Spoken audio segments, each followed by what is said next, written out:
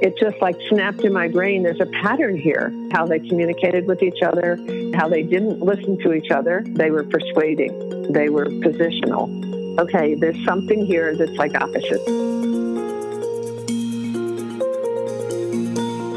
Imagine that you're navigating a ship at night in a storm, and the inky black water is indistinguishable from the dark night sky. And then you see it. The rhythmic flash of light from a lighthouse, warning you that right in front of you, there are rocky shoals. Lighthouses have a long history of guiding ships through the night and keeping them safe from running aground. The use of light in this manner is extremely effective and still used today. But what happens when ships need instantaneous communication over long distances in broad daylight? What then? Well, during the Napoleonic War, a system of communication known as semaphore was developed to aid in communicating tactics over long distances, and this method of communication eventually developed to employ the use of colored flags. So you could send a message during battles fought on sea. You could send a message during daylight. The system was not without pitfalls. If no one was manning the telescope, they couldn't see the message you were sending. Signals could be missed if there was a storm rolling in or if night set in. So communication had to adapt. The next thing that came along was Morse code. And mariners used this. It was a reinvention to the ways that they would relay sensitive information between ships. So rather than relying on semaphores, Morse code became a new language that allowed for two-way communication in more of a subtle format. And this thought about two-way communication and sustainable formats begs us to ask a question. What about our own ability to communicate? Are we kind of like the ships? Are we waving flags in the darkness? Are our messages hitting ground? Are they being missed? Or are they being understood? I'm Lynn Christian, and you're listening to What's Your Conversational Intelligence? From semaphore to Morse code to texting and tweeting. We've evolved into a race that communicates frequently and across several platforms. Yet questions arise about how many of our words and how many of our meanings are actually coherent. 28 years ago, Judith E. Glaser began her first experiment toward a body of work she would later call conversational intelligence. She was hired by Union Carbide, and she was starting to work with 17 of the high-powered sales executives who were standing on a virtual edge with their toes dangling over because they were about to lose a bid for a key contact.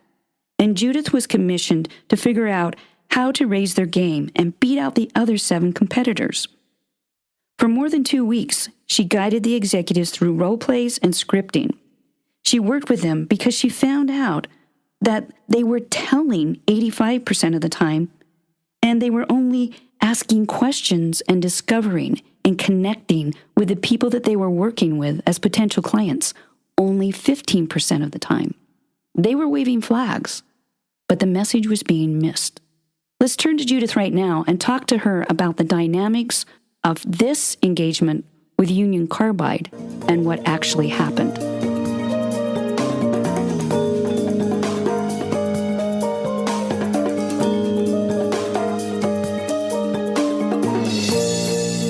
We have Judith on the line, the organizational anthropologist who sees patterns, who has brought to the world her work called Conversational Intelligence. And we're going to talk to her about this Union Carbide experience with the 17 sales executives. And what's important for you as listeners to understand is as Judith recounts this, we're not only going to talk about this phenomenon of ships passing and how the executives were missing one another, we get to look into the world where Judith stood as this congealing of conversational intelligence occurred. So, Judith, this is just a beautiful moment to relish that we get to be on the sidelines and hear you speak of being in the right place at the right time. What I started to do is I listened first to what they were saying to each other. I said, tell me how you got to these numbers. What are you looking at? And how much were you told it was over the price? And they got a lot of good feedback from the clients. So I felt good that they had a good chance, which also helped me. So I had a lot of oxytocin It's the hormone that gets you excited and helps you trust and connect and feel confident, but not overly confident. And so oxytocin creates bonding and engagement. And so I started to step into their world about what it is that they needed to price and what they had gone through, and to cut it back and to get it to where it was. So I was doing intake. I was just listening to connect to their challenge. And as they were sharing, I said, "Did you ever come to any other conclusions? Did you have any other ideas?" And that's when different people started to talk over each other and say, "Yeah, I had a different idea," and nobody really listened, or whatever it was that they were saying. It was giving me an idea that there was some pattern of the talking, listening pattern that I had not considered before in doing this work. I was much earlier in my career then and hadn't seen as much as I've seen. And what popped out for me was there was some relationship between listening and talking, listening and having a position or a point of view. And I hadn't quite seen it as clearly until I listened to this group. They were talking over each other and at each other and had many different ideas, and I didn't see any of the ideas get developed. I saw them being put on the table, and then somebody would knock that idea off the table and say, "Well, I had a better idea about how we could do this," right? And so when you hear somebody say, "Oh, I had a better idea," immediately, instead of the oxytocin, which is a connecting hormone, a bonding hormone, it helps you think, and when you trust other people, you interact differently with them. And they had no knowledge of what was healthy or unhealthy in terms of their interactions. They were looking to put the best ideas on the table. And when you feel that, somebody saying, "I have a better idea," then all of a sudden you feel bad about an idea that you shared. And that produces cortisol, right? So in the brain, that is where distrust lives, in the lower brain. The cortisol is spewing and activating the lower brain. So people had more hesitations, were more fearful about what their ideas were about, would have less interest in reaching out to somebody else, especially if people came to them saying, "I had a better idea." And that's what, for the first time, I started to realize that there were patterns here, that to become better at conversations, to get to innovative ideas, the most extraordinary ideas, something had to happen in the brain. And there was this push and pull that I was seeing, this dynamic right in front of my eyes. So I actually made a wall chart that said "tell" on the top and then "ask" on the other side. And that was the first time that I had done that. I said, I'm just going to, draw out what my mind was seeing and see what happens. And so as they were talking, I put my marks up. So you were visually tracking, as almost like giving a visual marker of what was being said. That's exactly what I was doing, giving it a different meaning and looking to see how many more times people were telling, not asking questions, not listening. In fact, there were 3 parts to this: telling, asking, and listening. And I had never seen that before, those patterns before, but they were so representative that they kept doing it. So I started to say, "Okay, wake up, Glazer."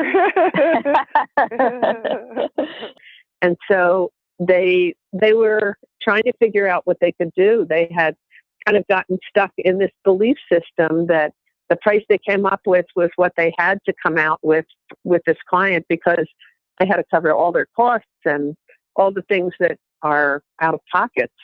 And they couldn't, at that point, they couldn't see any breakthrough way to change the price and come down any lower. But they were told, I guess they were told that it was too high. Can they do better? Which is what most clients say. Can you give me a better number? And so they had a chance to do it over. And that's when I arrived, or was brought into the meeting. You were brought in at the do-over point, where they knew that they were failing on some level. Yes, exactly. I had nothing to do with the first bid.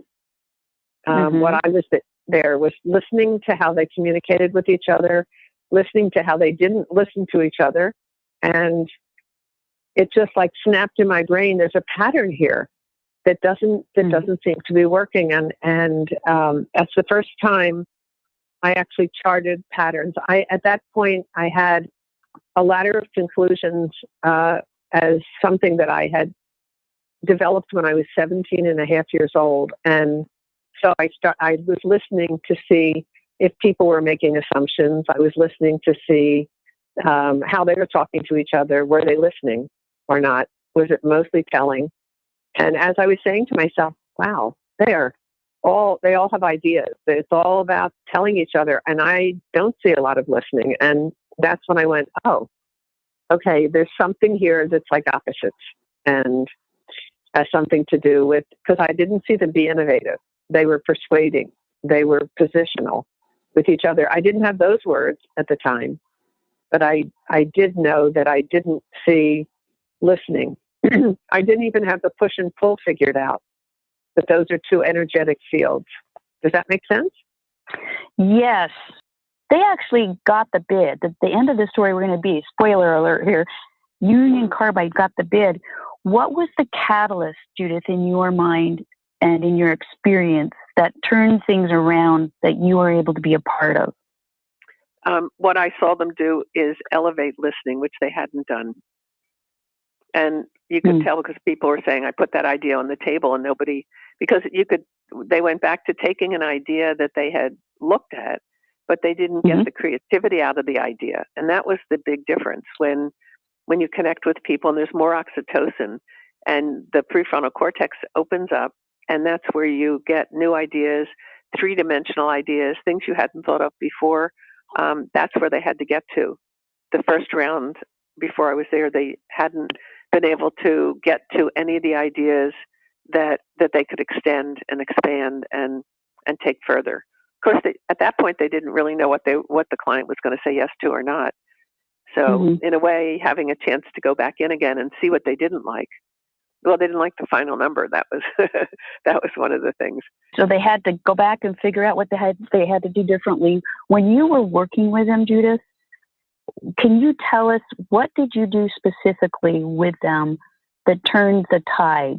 How did you join that organization to help them stop to do less of telling and selling and more of what could bring oxytocin? So as soon as I got this idea of putting a graph on the wall, and I had never done that before, and I remember once I decided and learned that and saw how powerful it was, and I'll tell you what I did. I started to do it in every meeting I was in. And I said, I wonder, is there a pattern, a certain number, a balance between asking and telling that enables you to get to the prefrontal cortex where new ideas live?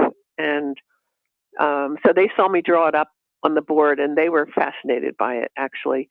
I may have had red and green markers to use, which also helps because it created a clarity for them. Okay, if we're doing this one, it's red, it's stopping us, and if we're doing this one, it's green and it's helping us. So how do we start to listen differently? It was very hard for them to ask questions for which they didn't have answers. You know, what would happen if we did it this way? And I started to chart this phrase, what would happen if we, is a signal that we're now thinking together, that our brains are connecting in some way that they hadn't before. It was fascinating to see their bodies shift, their questions shift, how they looked at each other shift. It was as though their brains were now activated to come up with something that none of them had thought about before. They felt there was some courage that got shifted in this process too. Must have, to put things out on the table as opposed to having somebody say, "Well, that's stupid," because that's what a lot of times groups do when they're together. Well, that was a stupid idea. And what I didn't know, which I know now, what I didn't know back then is in research on innovation, sometimes the worst ideas that people say, "Oh, that was stupid," become the best ideas and activate the best ideas. There's so much, we didn't know, what I didn't know, that I've learned over the years that started with that profound engagement.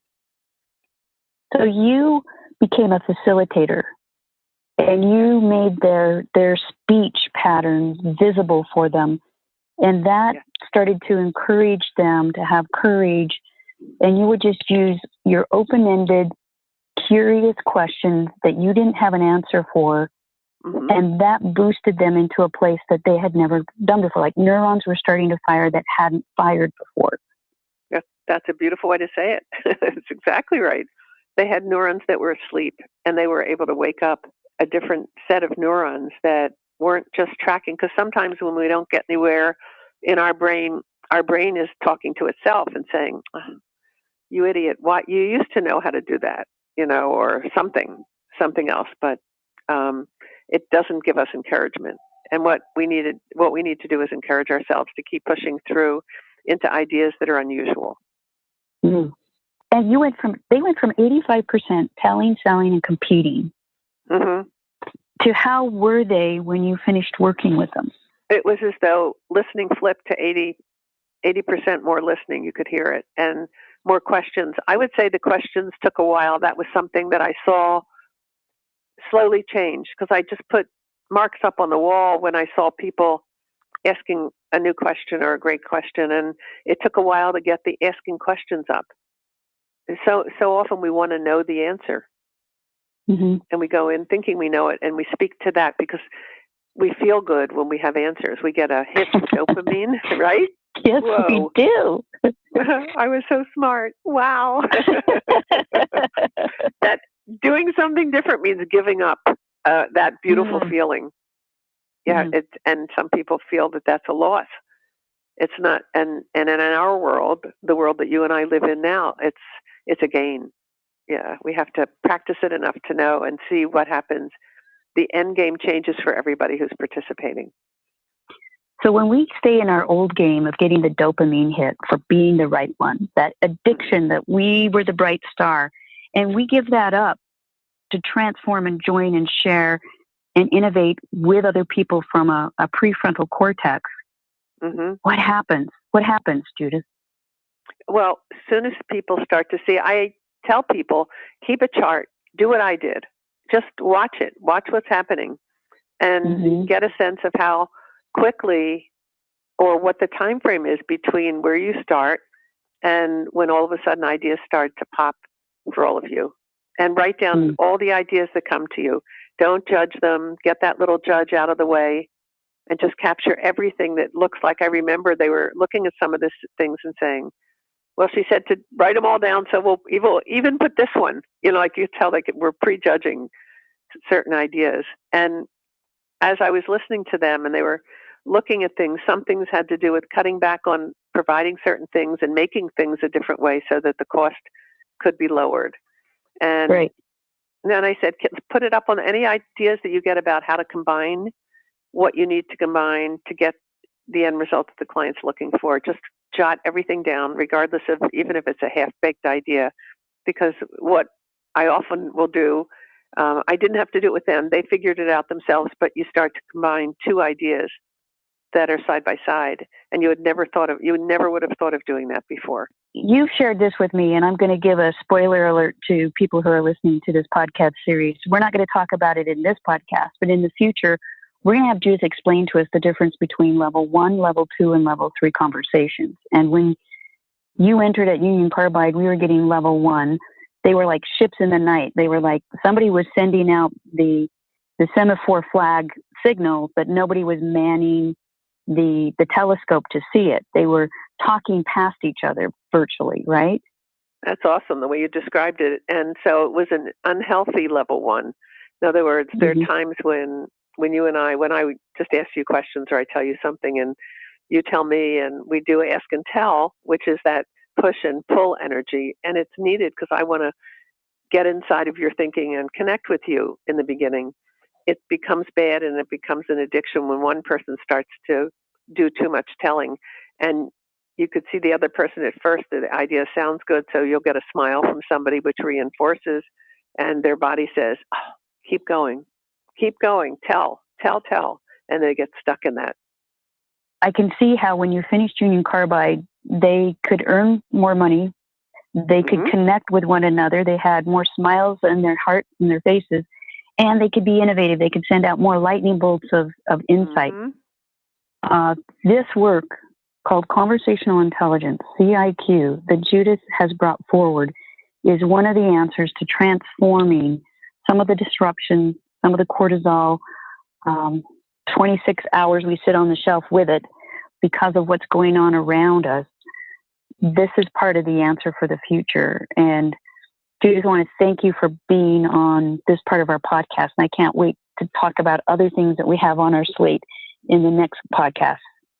I am so excited about it. And I hope we can connect back to what you just said, because I do believe that this work is coming at this time for a reason. And it is to help create global, I don't want to sound Pollyannish, it's global peace or helping people connect with each other around the world. I heard somebody talk once and he said, if we were to look at every project that we do in every country and see that there's some projects that we decide we don't have money for, and give that project to somebody else in the world or find somebody else who can partner with you on it, that everybody will be solving the world's problems together, elevating oxytocin, lowering cortisol, and creating some better level of peace in the world. So that's my dream.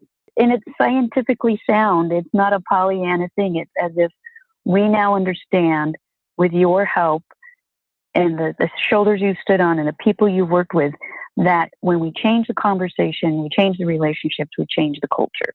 Exactly. Thank you. Beautifully said. Thank you.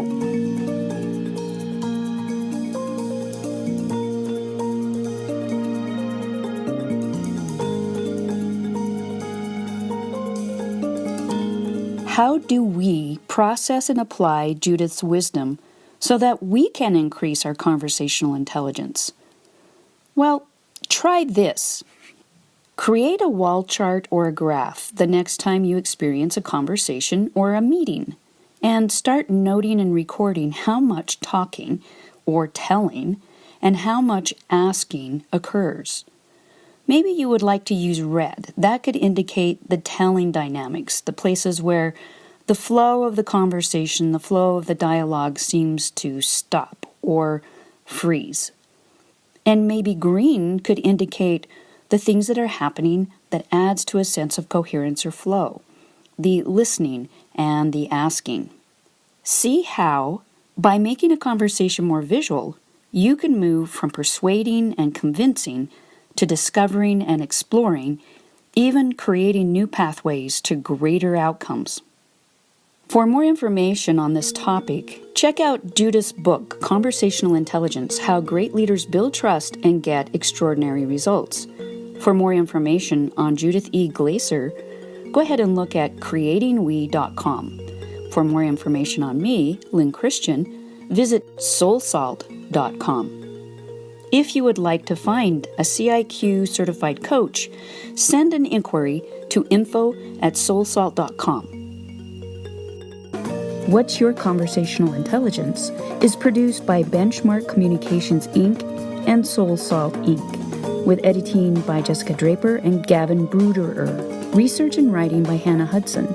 Shannon D. and Molly Rose Levine were in charge of scheduling and logistics. A special tribute to Judith E. Glaser for bringing her expertise and experience to the table. And I'm Lynn Christian, your host of What's Your Conversational Intelligence, inviting you to tune in to our next episode.